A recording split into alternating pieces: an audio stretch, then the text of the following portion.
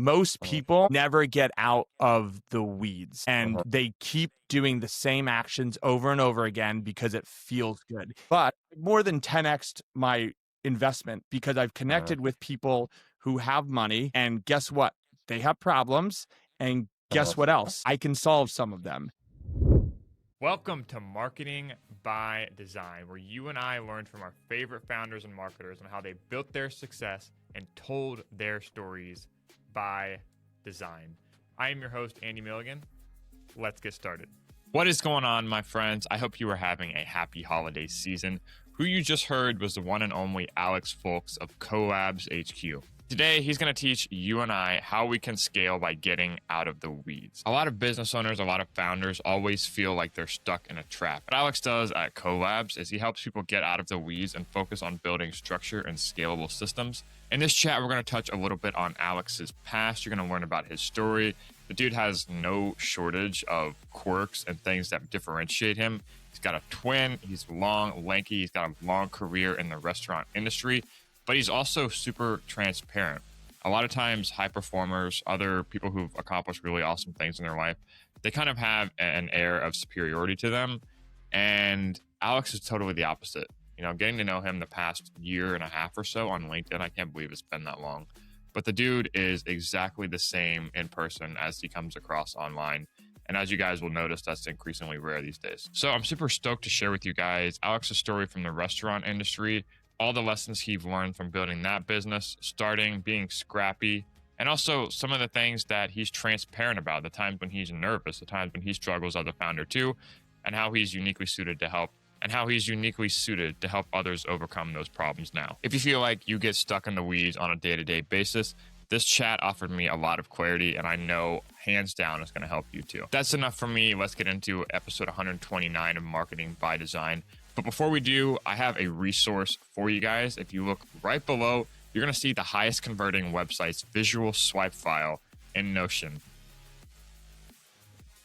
Before we design high converting sites for our clients, we always start with inspiration. And so we've gathered an entire swipe file of some of the highest converting website designs on the internet. This is where we start from, and this is what's working well for our clients. If you're considering a redesign or you just want to know what looks good when it comes to redesigning a website, that's a great place to start. I invite you to take me up on that. That'll be in the first link in the description. Without further ado, this is Alex Foulkes of CoLabs HQ by Design. Yeah. So I joined Vistage 3 years ago almost. And we were talking off camera or off recording about you almost not doing something that you're very glad you did. And this is one of my situations because I got introduced to Vistage via a friend who owns a business, and he just thought that I might be interested, and so he linked me up with his Vistage chair. So you have your chair, which is the person who runs the group, and it's a pretty large organization. So there's Vistage groups all around the world. So they're outside of the nation, and it's a maximum of 16 people in the group with one chair, and then some resources outside of that chair, like really good website and different things like that. And so it's a very high level organization. It's a little expensive. And so when I got introduced, I was very intrigued by it because I always loved the personal growth stuff, but I was also intimidated. And my friend who introduced me for his group, and the Vistage chair said no because I was too small and they were all like 100 million plus. And I got so pissed off because my competitive nature kicks in, and I'm like, how could they say no to me? And I forget exactly how, but I got introduced to another chair. Her name's Julianne. She's my chair. And she connected with me, she was starting a new Vistage group. So she was out looking to talk with other owners and CEOs, and we had connected, and she told me about it, and I was really interested in it. And then I told her no, because I was scared, to be perfectly honest. I knew I would be this sort of the small guy in the group. or I thought I was going to be. Turns out that was true. Um, and I went to the first meeting, which was this was like sort of in COVID still, and so we did the first one online, and I met some of the people, and I was super intimidated. So I told her, I said no. I was like, not for me, and she said, why? She pushed me, and we had a conversation about it. She said, just do it, just try it, just get out of your comfort zone and Uh-huh. trust me. And I did. And as soon as I went to the first in-person meeting, I was like, okay, I get it. And Uh-huh. so this is a very long-winded answer to your question, which was how was yesterday? But yesterday was my I don't even know. I guess there's 12 meetings in a year. We meet once a Uh-huh. month in person, so probably 30th meeting or somewhere around there, maybe even a little Wow. more. And it never gets more comfortable. I have the same butterflies going in. I have the same question marks of, I don't know, like should I even, or maybe I'm not the one, right? All of that imposter syndrome. And you get there and you see the people, and you sit down and you start processing on a very intimate level their issues and your issues, but they also pair it up really nicely with really high level speakers. And so you Uh-huh. start with just talking about what's been going good, what's been going bad, that sort of mastermind style Uh-huh. intro. And then we met the speaker, and the speaker was incredible. And almost all of them are. And it was this guy, Severin Sorensen, and he talks on AI. I know everybody talks on AI these days, but he was incredible, very actionable. And I hear a lot of people talking on AI, and I go, yep, okay, understood, get it. Uh-huh. I sat there and I was like, God damn it. Like, fuck, I'm doing this wrong. I'm thinking about this wrong. And that happens so often.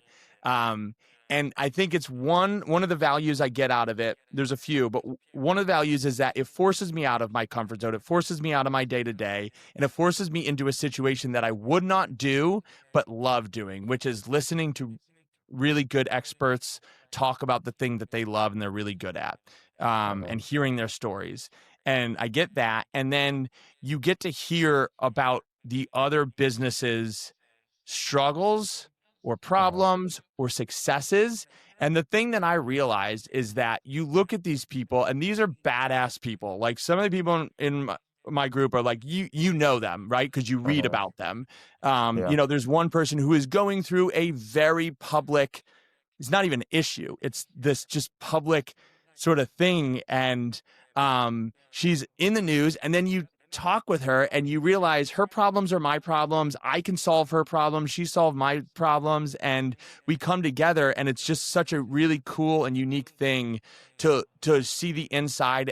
And I think if I didn't have that, I wouldn't understand that I'm capable. And I Uh-huh. think a lot of people lack that in their lives. And so I'm glad that I pushed myself, just like you were very glad that you pushed yourself to do that uncomfortable thing. I'm so Uh-huh. glad that I pushed myself to do this, because it shows me that one, I can compete. Two, I'm valuable, even if I'm not $100 million business, or $1 billion business, or not in the public light like they are. That there's value, and Uh-huh. I'm not the only one who's not like that. There's other sort of business, and they're just as valuable as the people who you would look at and go, they're incredible. And I'm just as messy as they are, and they're just as messy as me, even if they have a Yeah. huge organization, and you think that everything's locked up because on the surface it looks like it. It's that Yeah. social media window of, like, you just see the clips, and then when you get in, you realize we're all just human, and we all just screw up, and we all need help. Even if it's the same help that I've given you and you're just giving it back to me, it gets you out of looking at just the tree. Yeah, man, that's so good. And people say all the time, and it's kind of an aphorism at this point, but that you want to be the smallest person in the room. And then when the rubber hits the road, you realize just how uncomfortable it is. Like all that imposter syndrome creeping in. Mm-hmm. But dude, I love to hear that. And when you start to get past the surface level of relationship, I mean, even on LinkedIn, I think a lot of it is surface level just because you aren't getting to those conversations. Because I know exactly what you're talking about. The moment you can go deep with someone to share those intimate struggles, especially other founders, other people that are, you know, 24/7, there's some kind of anxiety there. And that's something that people can, and that's something you really bond over when you start to go deep, Mm-hmm. start to understand. those emotions like few others could. And also too, just access to a group like that, that's very, as I build a business, that's very high priority for me, is getting in rooms where I am the smallest person. And that emotion of like the anxiety, like I twice a day, Alex, I experience that emotion of anxiety beforehand of doing something. Like, I don't want to do this, it's going to be hard. That's in the morning and the evening before the gym. Um, and I'm trying to recognize something like that as a bit more of a positive signal, because it's wild how you feel it day after day. You're about to do something uncomfortable, and every single time there's still the desire to not do it. Mm-hmm. It's wild. It never goes away. Never will. But I think part of it is you have to invest in the committing of doing that, like showing up for other people, saying, okay, especially financially. Like, I know access to highly curated, high performing groups of people are not cheap. And that's because there's so much value in it, like we're talking about. Uh-huh. But part of it is you have to commit with either that anxiety that you deal with, you have to commit through your finances, you have to commit in some way. But I love to see that for you. What what are some of the lessons that's taught you that you've brought back to CoLabs? I mean, I know you have a history in the restaurant industry and stuff. We'll definitely get into that. The one thing we're not going to talk about today, is I promised I wouldn't bring up, is your height. So I know we'll squeeze right over that. But Yep. talk to me a little bit about some of those lessons and how they're fueling what you're building at CoLabs. Yeah, that's a great question. And I'll also start by not answering your question directly, and then I'll answer your question, because another piece of value too, which is not the piece that I went in even searching for, and it's not the piece that comes to mind. I mean, truly, it did not come to mind first for me, but more than 10x'd my investment with them on a monthly basis, because I've connected with people who have money, and guess what?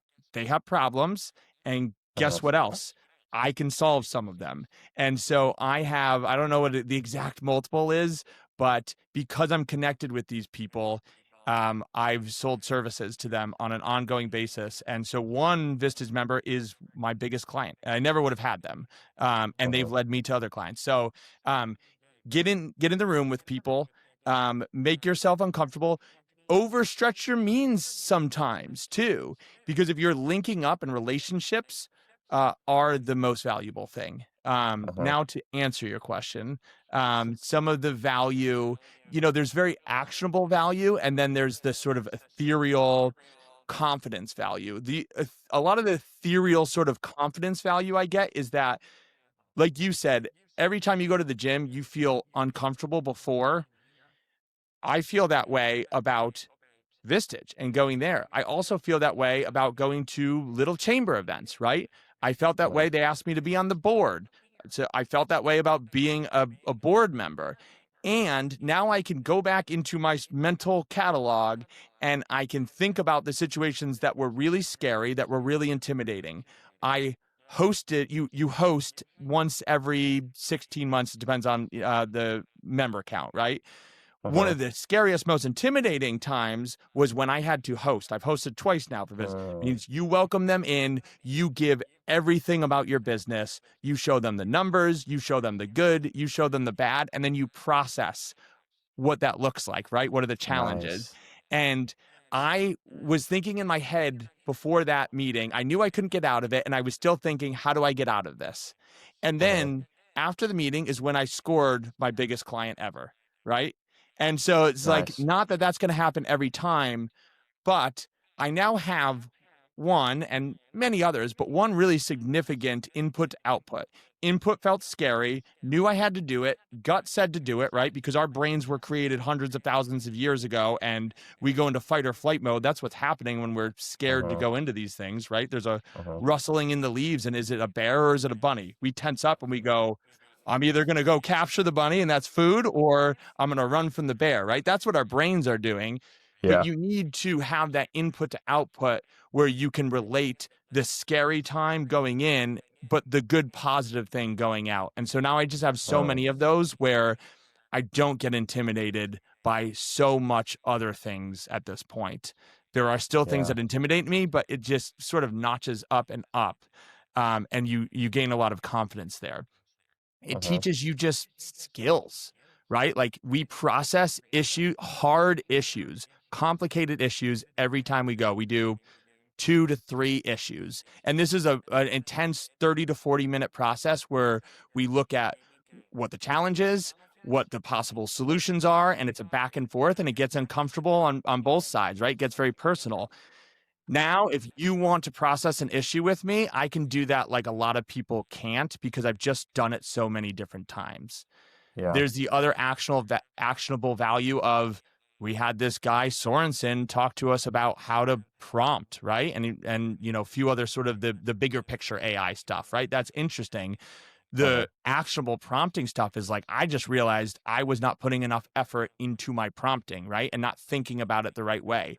Now I take that back. I had a management meeting with my team. I shared it with them. He gave us resources because he's a part of this network and he wants to give value and he's a speaker, which is a big deal for people. And so he gave me ton of just really good resources, some paid, some not, which I now take to my team and give to them. So there's a lot of value there. And again, you can trace it all back to those moments where you maybe weren't going to do the thing because you didn't think you could.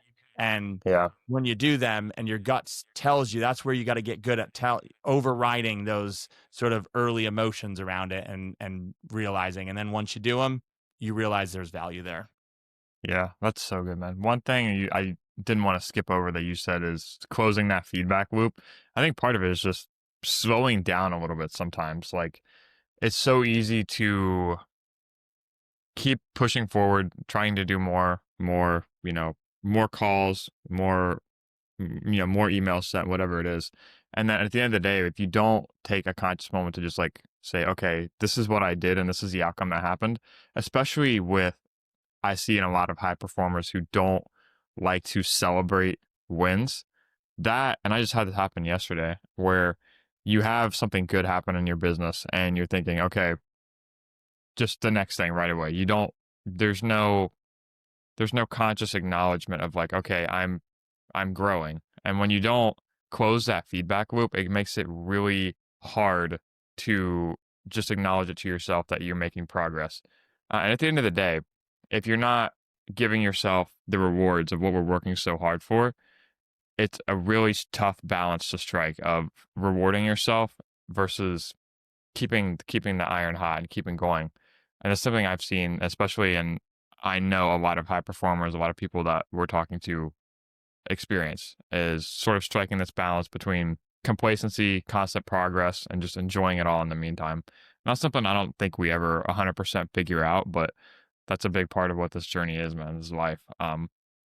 One thing I did want to touch base on too was sort of your perspective, and we talked about this in our last chat a couple months ago, but you have a big part of your story, which you do a really good job of telling online. People go and follow you, Alex Foulkes, on LinkedIn. You do a very good job of storytelling, and you lean into your past experiences really well to create a personality that people then want to know. Just you create a very good picture of, this is who it is. This is who I am, not hiding anything. I'm here to help. I just want to have a conversation. I think that's a really good filter for your business and everything that you have. I want to know in specific how your story, how, your career, your past chapters and, restaurant touring, being a founder, everything like that have, fueled what you're doing now, what that transition was like. Because it seems from the outside, from the viewing the package, the 6'7" package from the outside, it looks like it's a very stark contrast between, the food and bev industry and then what we're doing today at CoLabs. So take me on that journey a little bit. What lessons did you learn back here, and how is that, fueling the day to day now? Yeah, great questions. So I'm going to start again by not answering directly your question. I'd expect nothing else, dude. Because that's what I the love. theme now. I'm going to hit on, you complimented me and I appreciate it because I've worked really hard on this and I've sort of obsessed over it, which is storytelling. And I think storytelling is a very underrated skill. And so I'll just do a couple shout outs to two people, one I've met in person and one I've never met, but who made a pretty big impact on me. And so the first one is this lady, Nancy Duarte, who is on LinkedIn, but she also is a TED speaker. And she has a TED talk called, I think it's The Secret Structure of Great Storytelling or something like that. There's a lot of clips of, it's like a 20-minute sort of part of her talk, her TED talk. And it's so valuable. And she breaks down the secret structure of what makes a really good speech. So Martin Luther King, Steve Jobs, Maya Angelou, a couple others, and they all follow what she calls the spark line, which is painting the future and painting where you currently are, and then painting the future. And if you think of Steve Jobs, and you can literally track it, like, and she did scientifically. She spent years just tracking the data of this, and you can see the crowd ebb and flow with the way that they're telling the story, and each one followed almost exactly this pattern. And so that was a really influential talk for me. The other one was a Vistage speaker who stands out. Her name is Rebecca Heiss. She's from South Carolina, and she is brilliant at storytelling too. And I think they're very similar in a lot of ways. And she did this 4-hour talk with us, and I was sitting there, and everybody else was just sitting there, like, the whole time watching like little children as she read like our favorite story to us with actionable lessons. And I think you can have a message and it can be the best message in the world, and it doesn't go anywhere because you didn't use storytelling. And that's what I see a lot out there. I'm not a marketer, but I've been obsessed with sort of marketing and storytelling for now a few years. And I see a lot of people go marketing, checkbox, boom, let's get it out there. Here's my thought leadership lesson. Nobody fucking cares, right? Because they see it all the time. And it looks like all of the other sort of just basic prompted thought leadership stuff. So I think, my whole point on that is that like storytelling is a skill. It takes work. It takes research. It takes, like you said, slowing down and actually trying to learn the thing as opposed to just prompting now in, this day and age. And now I totally forgot what your question was. So if you can reiterate. I knew that was gonna happen. No. And I kind of forgot what I asked too.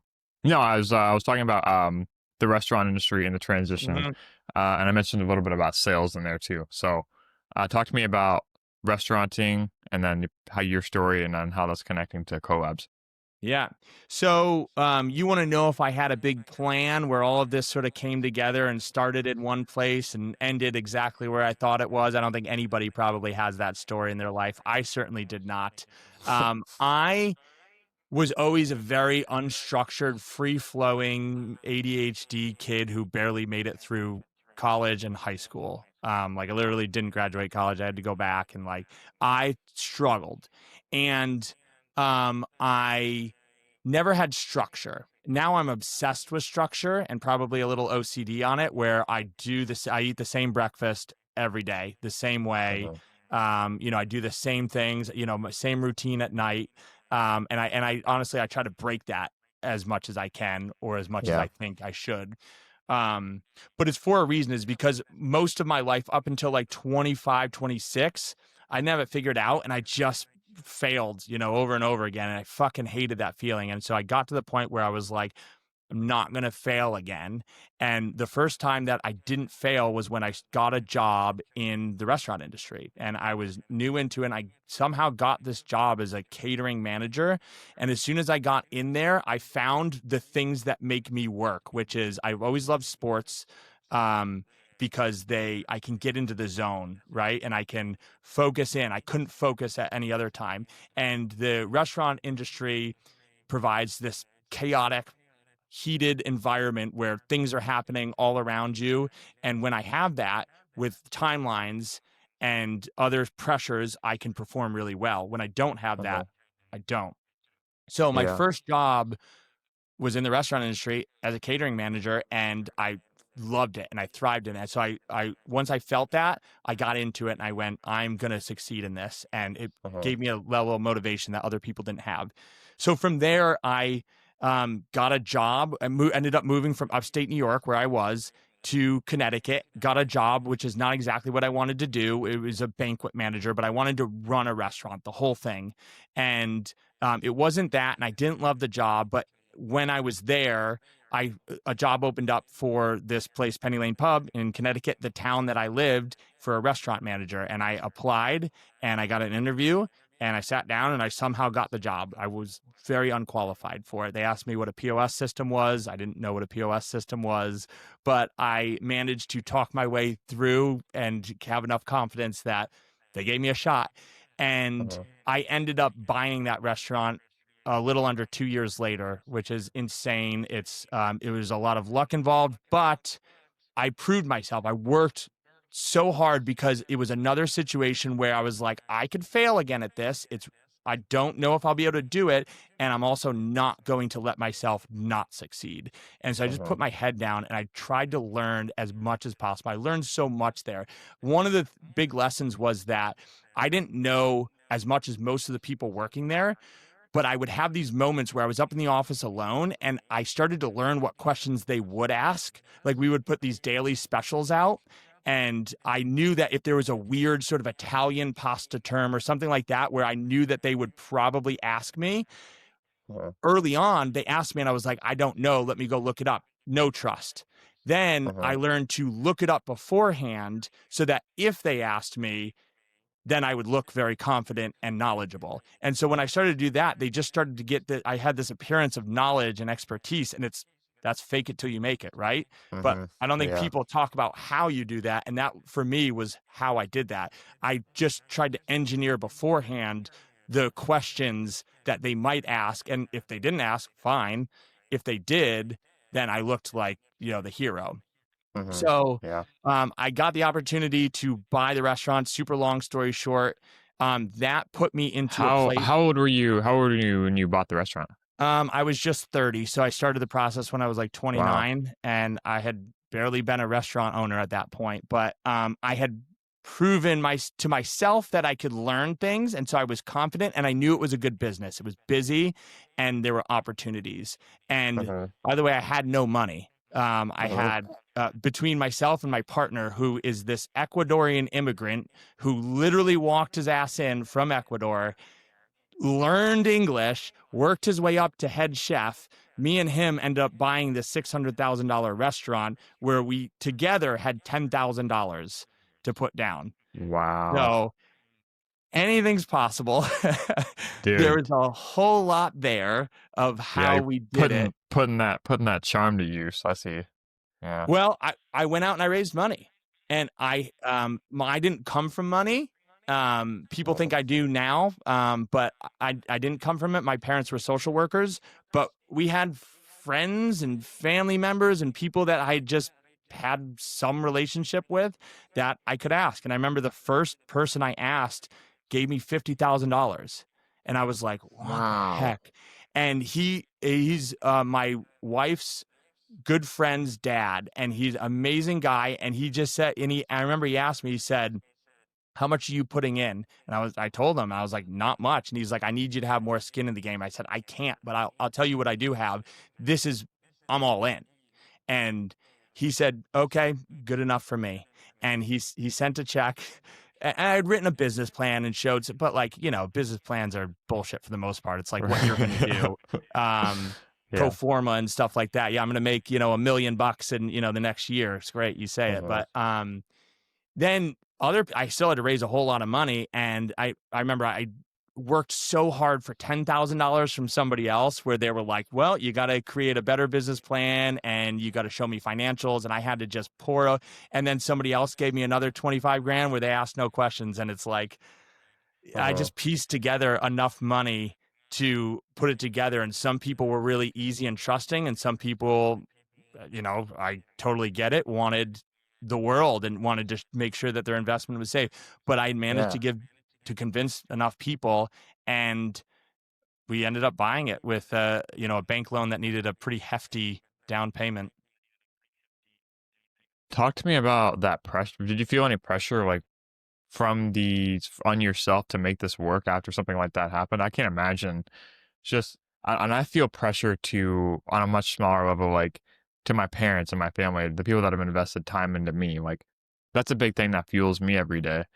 But how did you feel like you had a weight on your shoulders when you had some of these people to live up to that were they're literally invested in you and they said like, man, we don't know everything about this, but this I believe in you, this dollar amount, that sounds like a lot.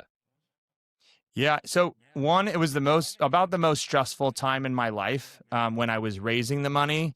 I remember there were times where I thought I wouldn't do it, and I just sort of balled up and cried like legitimately. Mhm. And there were times where I felt a little more confident, but it's a process like anything else where you don't haven't done it before, and is incredibly difficult. After we got it over the finish line, yeah, I felt an incredible weight to succeed, not only to the people that I raised money from that I knew certainly they were pretty much the highest, but also even just the bank, because only one bank said yes.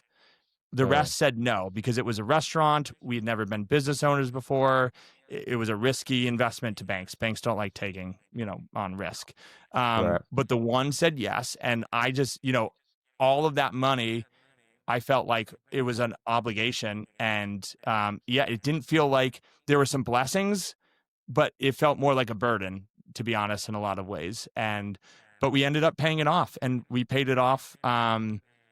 In COVID, which was about the hardest time for restaurants. Hmm. And Yeah. um, man, that feeling was good to write some big checks to people. One of the first one was Frank, who gave me the $50,000 just based on trust. And when I paid him back with interest, zero buyer's remorse. So Hmm. happy, to like just Oh, give this guy back. And that's what I try to do for other young people who want to be in business. I think about those moments, and so if I'm ever asked to help in any way, mentorship, whatever it is, I think that's one of the reasons why I almost always don't even hesitate, and I don't even think about time or commitment. I just do it because there were people who gave me opportunities, and if I hadn't had those, I mean, that set my whole life up. So it was another moment of you can trace back the steps, that butterfly effect of if this thing doesn't happen, this thing doesn't happen, this thing doesn't happen. I'm not here in CoLabs, which again was your original question. How do you, uh-huh. how do you get there? But I felt like a business owner, and those things never happen if I don't first Uh-huh. get that opportunity, and then all of the other stuff in between. Uh-huh. So why am I in a completely different business now is because my partner and I, who was a young kid, he started working for me as a busser, worked his way up to GM, and then became a partner in another restaurant we bought, and sort of proved himself out. Came to me with this idea where he said, basically what we do in the restaurant world and what you're doing, I'd been consulting at the time with a few other restaurants, is good. But what if we take the things that we do really well in restaurants and we take them to where we think there's a lot of problems, which is the blue collar space? Huh. We know a ton of electricians because we own a couple buildings, plumbers, HVAC, and they all do the same stuff. They don't call you back. They don't show up on time. They don't invoice you.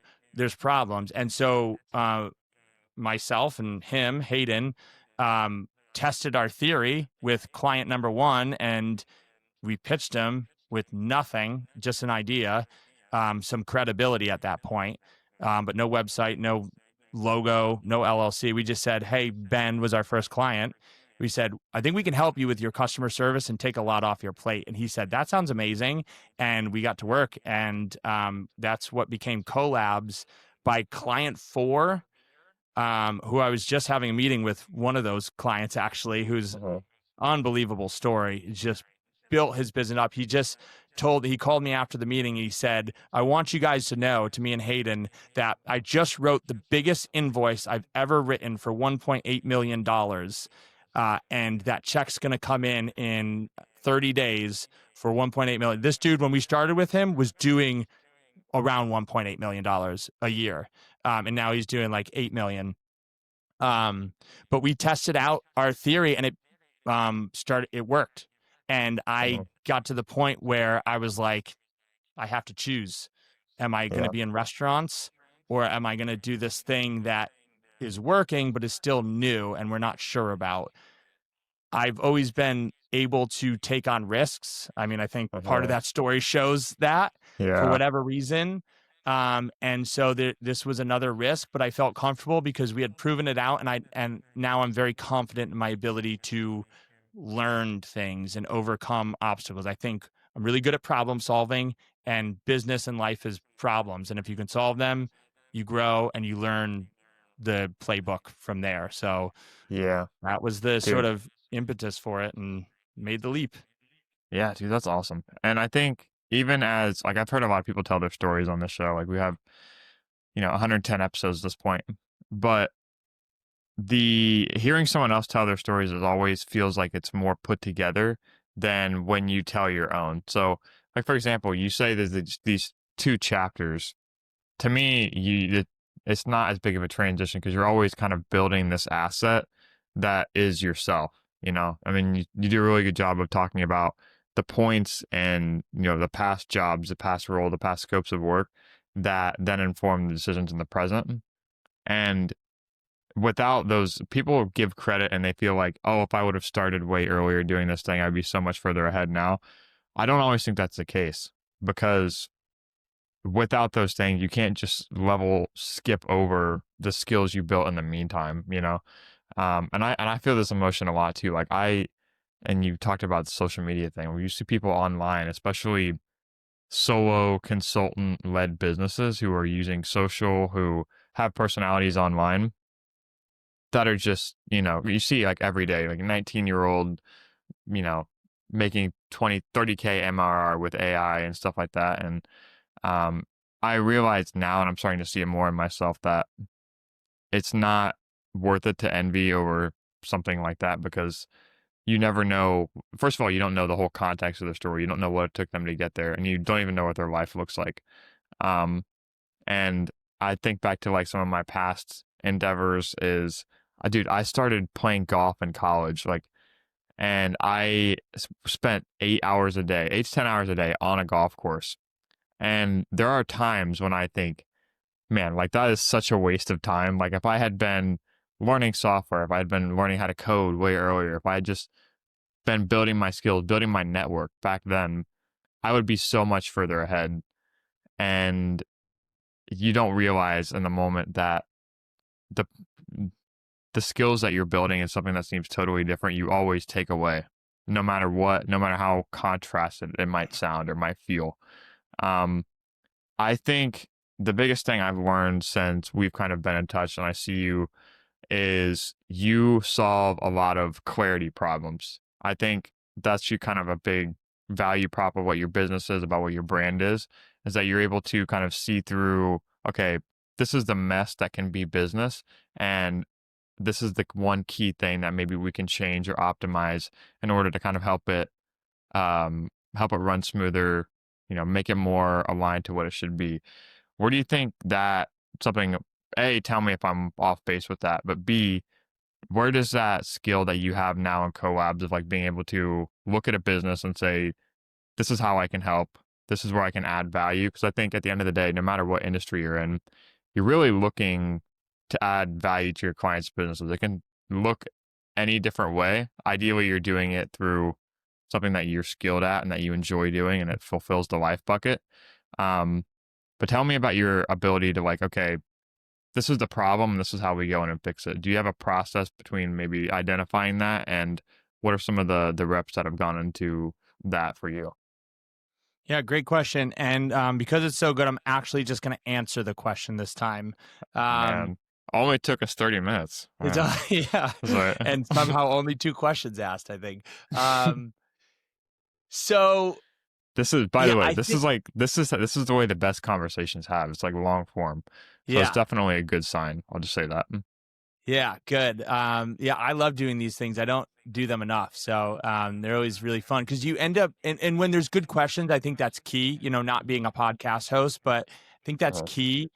You got to ask the right questions, and that gets you into the right mode to be able to answer and think back. And so when you were asking that, I was thinking about, because I don't think about these things all the time, is why. And I think there's a lot that goes into it. And having a skill seems really simple when you have it, and it seems so hard to grasp and reach when you don't have it. Uh-huh. But I think for me, where it started, actually, I told you about how I was good at sports. The other thing that I've been good at is strategy and games. And when I have a very sort of obsessive personality, and I can get very obsessed with things for a long Uh-huh. time, and the rest I just don't, and I really struggle through them. Another thing that I got obsessed with, and I blame this on my older brother, is online poker. And so after college, I became an online poker player, and through college as well, I made some income. And he one day when I was a kid, he came back with a brand new Mazda RX-8, and it was this first time I'd seen like this really nice car. It's not like the nicest car in the world, but like he was 18 or maybe 19, and he comes back with this brand new car, and we were like, how the fuck did you get this? And he's like, I've been playing poker. He dropped out of college. He was playing poker, and he ended up moving to Vegas, and my eyes widened, and I got into that in basically going into college, and just played. And then after college, I played professionally for a few years. And to be good at poker, it's a gambling game. It's a lot like business, but there's luck involved. But you can overcome that luck in the long term if you focus in on the minutia, the little details. And so that was the first time that I learned how to focus in on the tiny little movements that you compound together to make a good decision. And once you have sometimes you have tools to help you with that. But a lot of times it's just strategy. And I just got obsessed, and I read every book I could and learned how to make those little decisions in the moment better, to give myself the best chance to have as much good fortune as possible. And that's how you win. And I've taken a lot of lessons with that through business. And then through business, I've learned using that strategy, which is, let's break it down. Let's see, if I'm playing against Andy and he has a stack of poker chips and I want to win his poker chips, how do I exploit him, right? And it comes down to, again, those little actions in making a decision in business. It's the same thing. You got to break it down to why it's maybe the most important or not the most important thing. And so I've developed that skill, and I think there's a lot of things. It's Vistage, like we talked about, issue processing, and just doing those reps of thinking through situations. And I touched on another story of a client who's crushing it. And he has an electrical contracting business. And for about 17 or 18 years, he grew it to under $2 million a year. He had grown maybe like 100,000 every year. We started working with him, and we were basically just coaching him. And then we eventually plugged in some staff to help him run his business. But really, he was our first coaching client. And we just got him out of the business, because when you're in the shit of it, in the weeds, it feels really good, actually, because you're doing a lot of the things that you're used to, you're comfortable with. It's how you have to build a business. To start a business, you have to wear all the hats, and you have to get in, you have to do sales and marketing. You got to clean the bathrooms, and you got to wash the tables, and you got to serve the food and do all of that. If you want to grow it past a certain point, and that depends on the industry, but that ceiling hits pretty quickly, you have to step back and step out of the business. And so all we did with him was started to question why he was doing certain things. And so he was answering the phones, he was going on jobs, and we said, why? You have a almost $2 million business at this point. His opportunity was that he had some big jobs that he could bid and possibly win, but he'd never had time to bid them. So he had an office staff. Let them do all of the stuff, even if it's not perfect, and bid. And so he started bidding his jobs. And then once he started to get those jobs, money started to roll in. And then once he had too much work on that, he got somebody to come in and bid it. They did a really good job. They started bidding more jobs, and he just started to notch up because he focused on the things that actually mattered, which were, one, for him, relationships, because you can bid jobs, but you can also just connect with general contractors and building developers. And he did that, and he connected with a few of them who had a really good rapport built with him, and then referenced him to other people. And he just started getting these big jobs via the things that don't feel like work, which is taking somebody out to lunch and building a relationship with them. And so our job as the sort of coach for him was really to isolate what he was doing that he shouldn't do and what he should be doing, and then just hit him week after week on, well, why did you do that? We said we were going to do this. And he eventually got better at it. And again, he's going to do $7 or $8 million this year. He just wrote a check or an invoice for $1.8 million. This is in the span of a little over 2 years. That's the opportunity in business. Most people never get out of the weeds, and they keep doing the same actions over and over again because it feels good. His one of the few qualities, you don't need a lot of them. I love this guy. One of the few things that he's really good at is he's really good at making himself uncomfortable.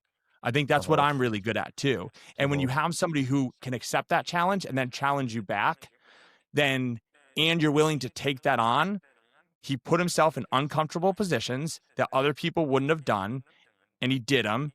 And some of them worked. Not all of them, probably actually a pretty low percentage of them worked. But the ones that did landed really big opportunities, and those compound on themselves. Dude, so much of what you just said, man. Like, how the biggest thing I've learned since, founding the business 2 years ago is how risk averse you actually are, and just how uncapped the outcomes can be for getting over that feeling. And you see that example, like sometimes it just takes someone reminding you of what feels like unproductive in the moment to do those things, like go to lunch, to spend time on, like literally, Alex, this is why it's so hard especially when you're getting started, you don't know where the ROI lies. You don't know where the puck's going. You don't know where the revenue comes from. And when you take a step back, kind of like we talked about in the beginning, is having those quiet moments saying, how did actions lead to outcomes? And a lot of the times in this obscure stuff that it doesn't make logical sense, right?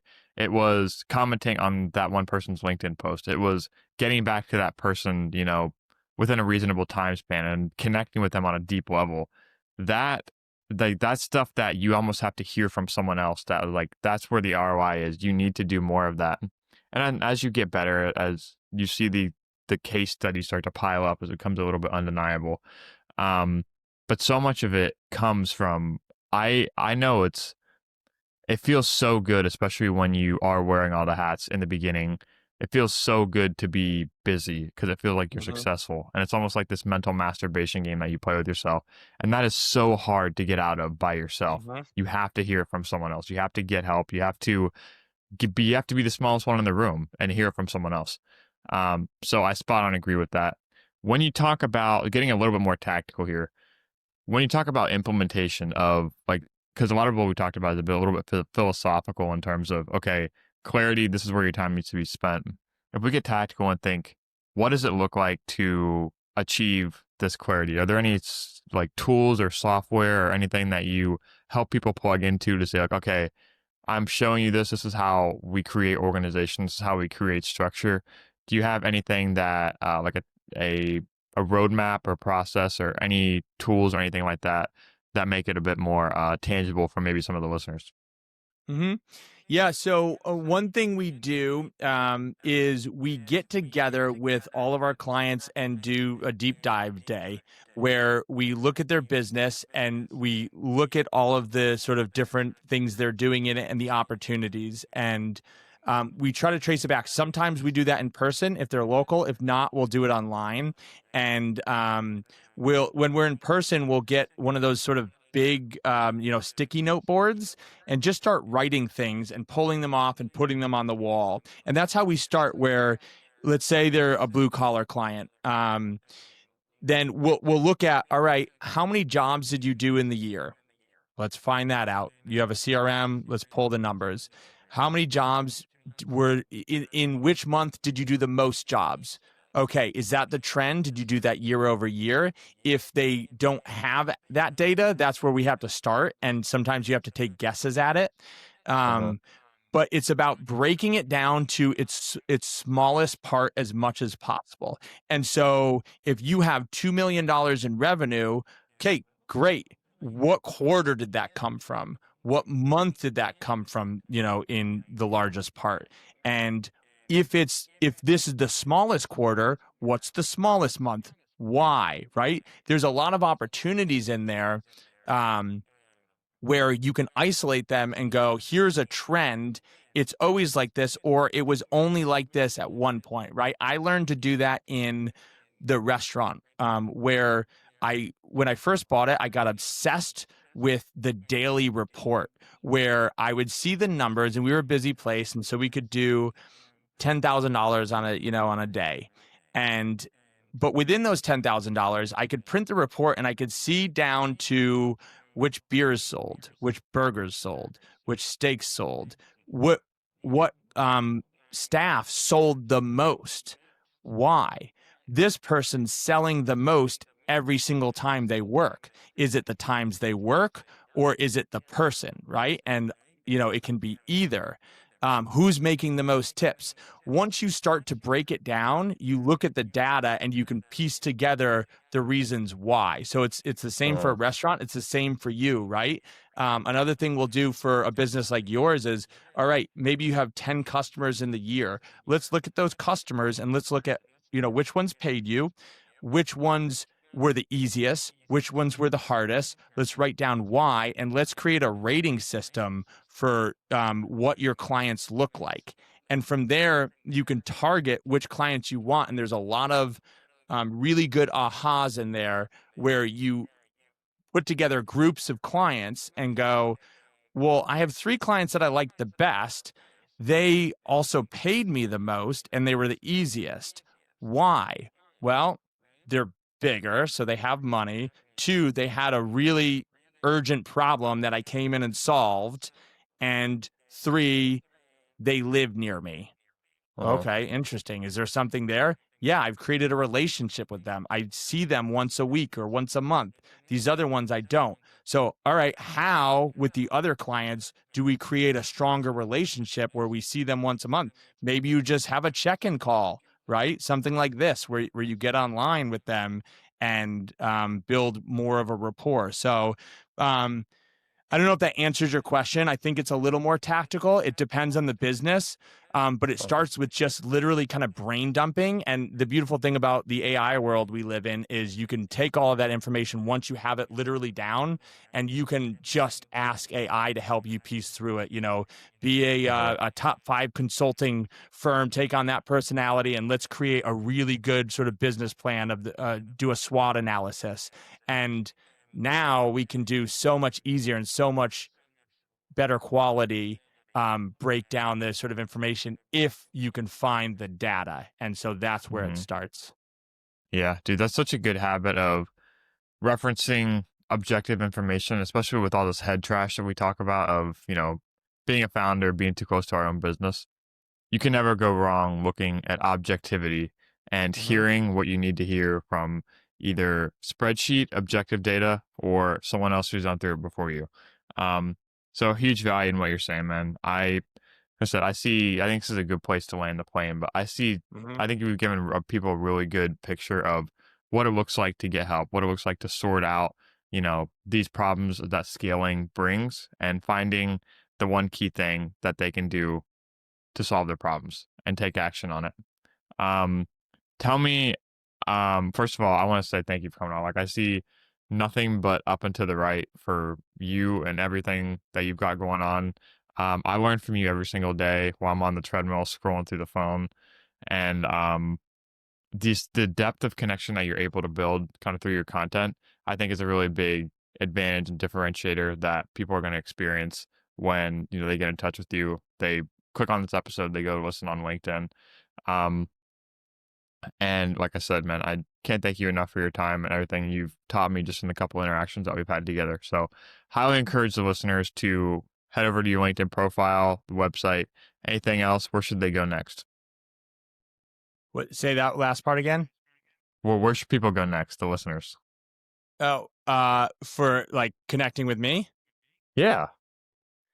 Well, I probably shouldn't even say this, but I started a really uncomfortable thing. I have a TikTok now, and I've been like doing like yapping videos on there. So, um, but don't give me some time on that. But so on there, and then yeah, really LinkedIn is where I've been and where you can connect with me. And like you said, I love to share. I think we connected because we have a very sort of similar outlook on it, and you share the stories. And I love the small percentage of people that rise through all of the noise on there, and you're one of them. And so connect, and if we do, I'll probably push you to share your story a little bit more, and it makes a lot of people uncomfortable, and I love to see that, because uncomfortable situations means you're growing. So yeah, it's been a pleasure. And I love these conversations because you weed through a lot of the stuff that you're sort of thinking. I think there's a lot of lies we tell ourselves too.